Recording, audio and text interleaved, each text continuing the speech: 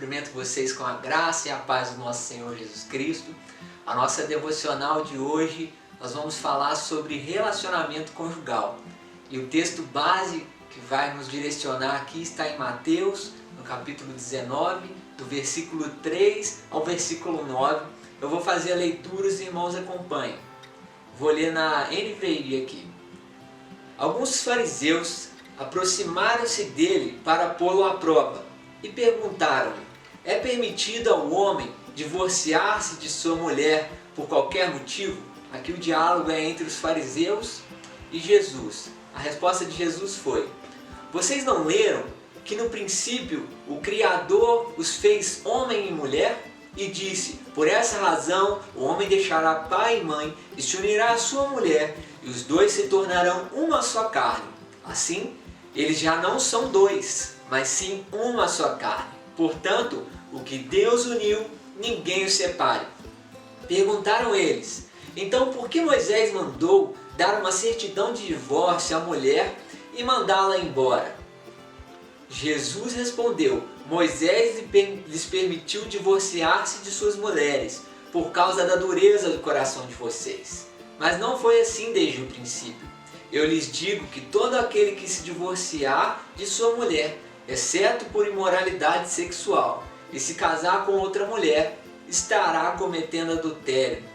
Esse contexto aqui é mais um dos contextos onde os fariseus tentam pegar Jesus, colocá-lo à prova, citando o Antigo Testamento, citando Moisés, para colocar Jesus à prova, para ver se ele blasfemava com alguma de suas leis, alguns dos estatutos de Deus, porque a crescente era que Jesus era o Filho de Deus, né? Então eles estavam tentando pegar ele como mestre, tentando pegar ele como Filho de Deus, alguma falha na conduta dele para acusá-lo de blasfêmia ou qualquer coisa do tipo.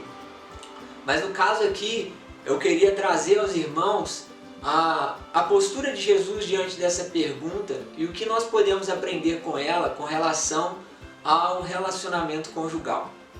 Jesus aqui, a primeira resposta dele, na verdade, a única resposta dele, a pergunta sobre a questão de poder separar ou não, né? Eles perguntaram se podia separar por qualquer motivo, né? Do casamento, do matrimônio, quebrar a aliança por qualquer motivo. E Jesus respondeu: vocês não leram o que está escrito? Que quando o homem se une a uma mulher, os dois se tornam uma só carne. E isso vale para toda a vida. Essa foi a resposta de Jesus, porque a missão de Jesus é enfatizar aquilo que Deus quer para nós, a vontade real de Deus na criação, a vontade original de Deus. E aí eles fazem a pergunta sobre o divórcio, para ver o que Jesus ia falar sobre, e eles já sabiam a resposta. E aí sim, Jesus fala sobre, vamos dizer assim, uma brecha que se teve para se quebrar uma aliança. Que essa brecha é oriunda do pecado, que contaminou todo mundo, contaminou todas as esferas da sociedade, bem como a natureza, e toda a criação de Deus foi distorcida pelo pecado. Assim também aconteceu no casamento. Mas a ênfase de Jesus é iluminar, é trazer a verdade sobre o assunto. Então ele trouxe a verdade é que o homem e a mulher devem se tornar uma só carne, e esse deve ser o desejo dos dois para sempre, enquanto eles viverem. João capítulo 12, no versículo 46, Jesus diz: eu vim ao mundo como luz, para que todo aquele que crê em mim não permaneça nas trevas. Portanto, o que Jesus vem nos trazer é uma ótica de Deus sobre a criação. Ele veio reconciliar consigo todas as coisas. É o que ele veio fazer. Então as respostas de Jesus, os sinais de Jesus sempre vão apontar para aquilo que é o reino de Deus, completo, em sua plenitude. Então, continuando, prosseguindo para o nosso estudo, falando o que a gente pode aprender com esse fato de sermos uma só carne no casamento, né? A ênfase que Jesus deu foi justamente essa. Eu queria citar aqui 3 pontos importantes do ser uma só carne. O primeiro ponto é: o que um sente, o outro sente. Isso eu digo em todos os sentidos mesmo. Se um sente tristeza, o outro vai sentir tristeza. Se o outro sente alegria, que o outro também compartilhe dessa alegria. Como que isso acontece? Através da comunhão, através de conversas, de um viver e entender o outro, de um procurar viver os sonhos do outro e se importar inteiramente um com o outro. E essas coisas vão ser naturais durante o dia a dia. Você vai passar a viver a vida daquela pessoa e ela viver a sua vida. E isso acontece de forma natural. O segundo ponto é que os dois caminham na mesma direção. Por mais que às vezes a carreira profissional leva um para um lado e o outro vai atrás, leva o outro para o outro, não é esse ponto que a gente quer tratar aqui. Quando eu falo de os dois caminhos na mesma direção, independe de para onde um vai ou para onde o casal vai. A mesma direção que eu digo, um casal cristão, ele caminha para viver uma vida que glorifica a Deus. Então, todas as decisões do casal, se elas forem pautadas nessa direção de caminhar para Deus, de caminhar na direção de Deus, eles vão ser bem-sucedidos.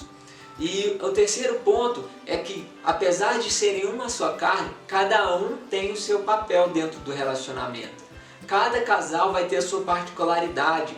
A Bíblia não vai nos descrever exatamente como é uma vida de casal, pois a dinâmica de cada cultura, a dinâmica das famílias variam muito de uma para outra, as pessoas são muito diferentes uma das outras. O que a Bíblia nos dá aqui, e eu quero ler com vocês Efésios capítulo 5, do versículo 25 ao 33, que nos diz coisas importantes sobre o comportamento do homem e da mulher um para com o outro. Diz assim, a partir do 25: Maridos, amem suas mulheres assim como Cristo amou a igreja e entregou-se a si mesmo por ela, para santificá-la, tendo-a purificado pelo lavar da água mediante a palavra, e apresentá-la a si mesmo como igreja gloriosa, sem mancha, nem ruga ou coisa semelhante, mas santa e inculpável. Da mesma forma, os maridos devem amar as suas mulheres como os seus próprios corpos. Quem ama a sua mulher, ama a si mesmo. Além do mais, ninguém jamais odiou o seu próprio corpo, antes o alimenta e dele cuida, como também Cristo faz com a igreja, pois somos membros do seu corpo. Por essa razão, o homem deixará pai e mãe e se unirá à sua mulher, e os dois se tornarão uma só carne. Este é um ministério profundo. Refiro-me, porém, a Cristo e à igreja. Portanto, cada um de vocês também ame a sua mulher como a si mesmo, e a mulher trate o marido com respeito.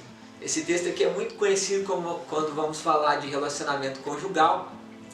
E nessa questão aqui, para finalizarmos a nossa devocional, eu quero trazer à tona aos irmãos que o principal objetivo do casamento é testemunhar a glória de Deus. Testemunhar a glória de Deus ao ser um espelho, a ser uma imagem, na verdade, do compromisso de Jesus com a igreja. Olha que glorioso o significado do casamento. Portanto, pode acontecer que nos relacionamentos você tenha problemas que você precise de conselho dos pastores, dos presbíteros, conselho de um amigo. A sua dinâmica familiar, ela vai sendo desenvolvida conforme você encara ela como ela tem que ser encarada, como sendo uma só carne e como sendo uma imagem do relacionamento de Jesus com a igreja. Quando passamos a amar o nosso cônjuge como Cristo amou a igreja, todos os outros problemas de quem manda mais, quem manda menos, né? Às vezes muita essa preocupação dos casais, quem está fazendo mais ou quem está fazendo menos um para o outro. Quando nós nos portamos dessa maneira, enxergando a imagem de Cristo no nosso relacionamento, esses problemas passam a ser banais. A gente passa a encarar que nós temos que nos doar. Pegando o exemplo de Jesus, que se doou à sua igreja, dando a sua própria vida.